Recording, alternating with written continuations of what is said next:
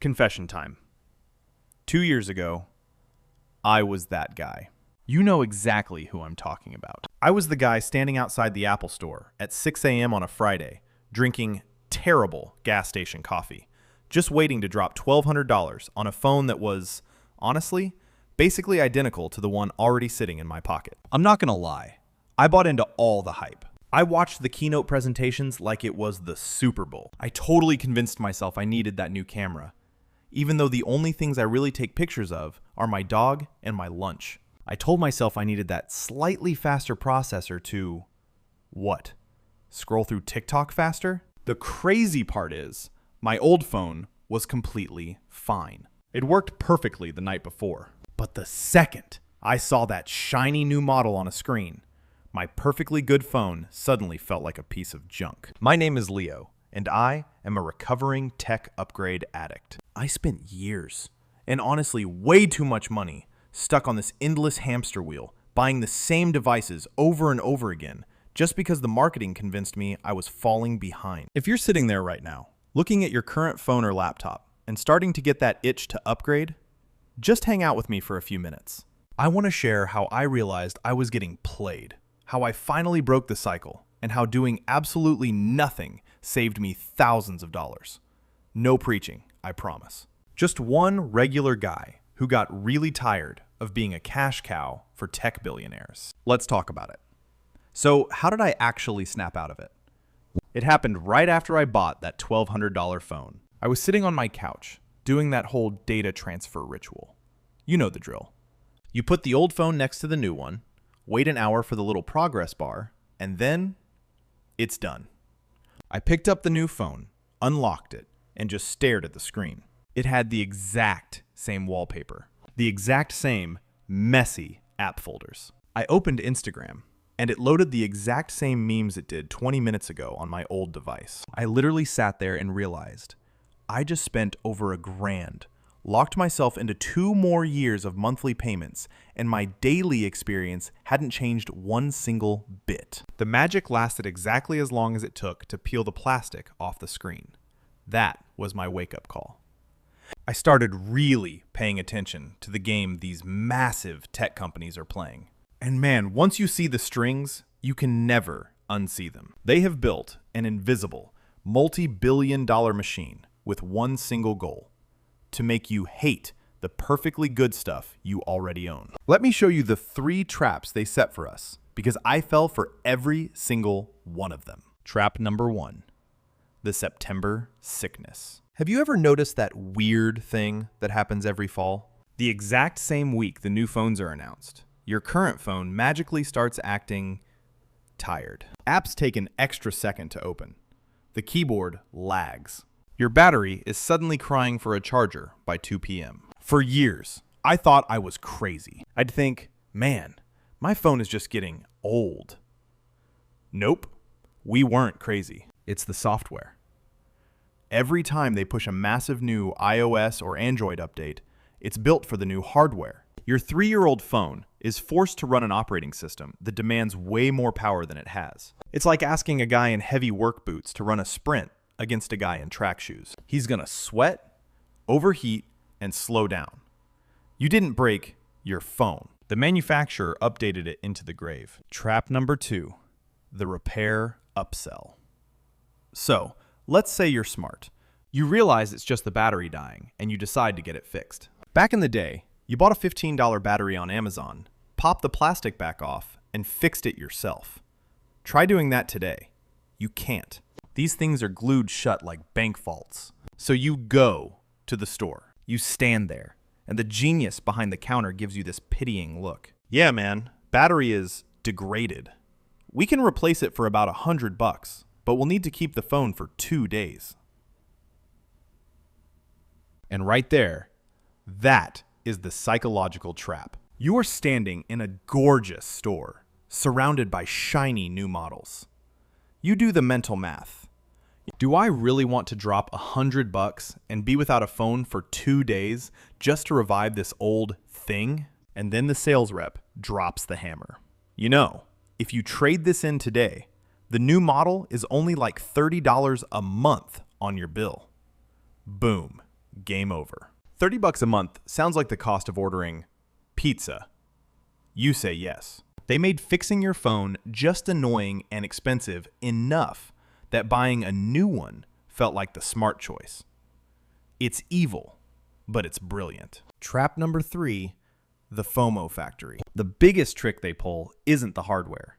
It's the marketing. During those massive keynotes, they aren't selling you a phone. They are selling you the fear of missing out. They show you a camera with 24 megapixels instead of 12. They show you massive, gorgeous photos of the Milky Way, or a snowboarder doing a backflip in perfect slow motion. I had to get brutally honest with myself. I am not a National Geographic photographer. 95% of my screen time is texting my wife, scrolling Reddit, watching YouTube, and taking blurry pictures of my dog sleeping. Does a processor that is 5% faster change any of that? No. You can't even perceive a 5% speed bump in real life. There was a study from Wayne State University where they did blind tests with regular people using flagship phones from different years. In real-world, everyday tasks, people literally could not tell the difference between a brand new phone and a 3-year-old one. I wasn't paying $1,200 for better technology. I was paying $1,200 to cure my anxiety of feeling left behind. The real cost.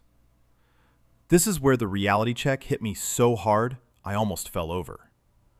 Because when you finance a phone through your carrier, it doesn't feel like real money. But I sat down and looked at my actual spending. Upgrading my phone every 2 years. Buying a new laptop every 3 years. Replacing my $200 wireless earbuds every time the tiny batteries died. I was spending roughly $2,800 every single year on personal tech. So I thought, what if I just stopped? What if I kept my phone for 4 or 5 years? What if I bought a refurbished MacBook from 2 years ago for half the price instead of a new one? I calculated it out, and that minimalist approach dropped my tech spending to about $900 a year. That's a difference of $1,900 every single year. Now, $1,900 a year might not sound like buy a private island money. It's like $150 a month. But a buddy of mine showed me an investment calculator. He said, Leo, if you took that $1,900 you're saving every year and just tossed it into a boring S&P 500 index fund for the next 30 years, what does that turn into?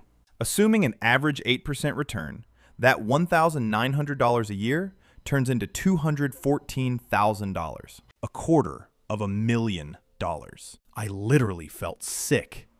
I was trading $250,000 of my future wealth, money that could pay off a house or send a kid to college completely debt-free, for the privilege of unboxing a shiny rectangle every 24 months. We are supposed to feel bad if we hold on to our tech. Society has conditioned us to look at the guy pulling out a slightly scratched 4-year-old phone and think, man, times must be tough for him. But the truth? He is the smartest guy in the room. He is quietly building a massive financial advantage, saving thousands of dollars, while the rest of us are waiting in line to hand our money to tech billionaires. Once you see it, you can never go back. So look, I'm not sitting here telling you to go live in the woods and never buy technology again. We all need phones. We all need laptops to do our jobs and stay connected. But the way I look at my tech now is just totally different. I treat my phone exactly the way I treat my car. Think about it.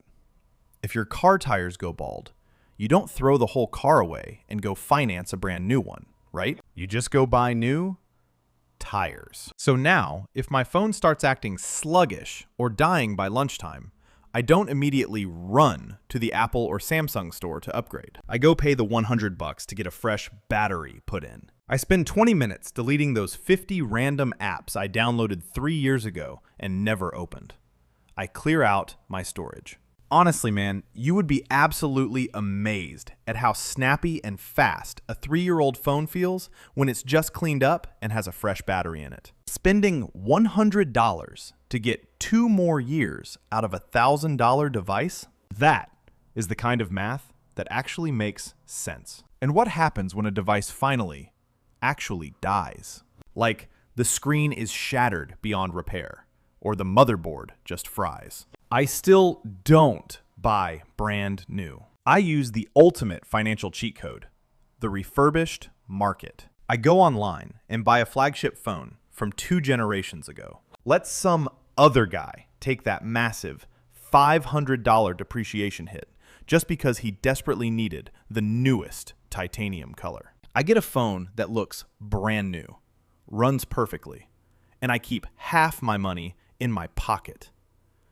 Plus, honestly, on a human level, it just feels better. It feels good knowing I'm not adding to that insane mountain of toxic e-waste we're dumping on the planet every year just to get a 3% faster processor I can't even feel. Holding on to your stuff isn't just good for your wallet.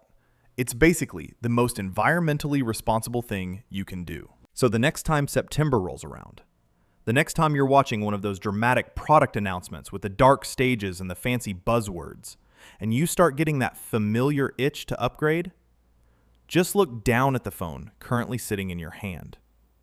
Give the screen a wipe. Open a few apps. Realize that it's a perfectly good piece of technology. It does exactly what you need it to do. That sudden feeling you get that it isn't enough anymore, that's not real. That's just marketing. Don't buy their manufactured dissatisfaction. Keep your phone and keep your $250,000. I am super curious though. What phone are you actually watching this video on right now?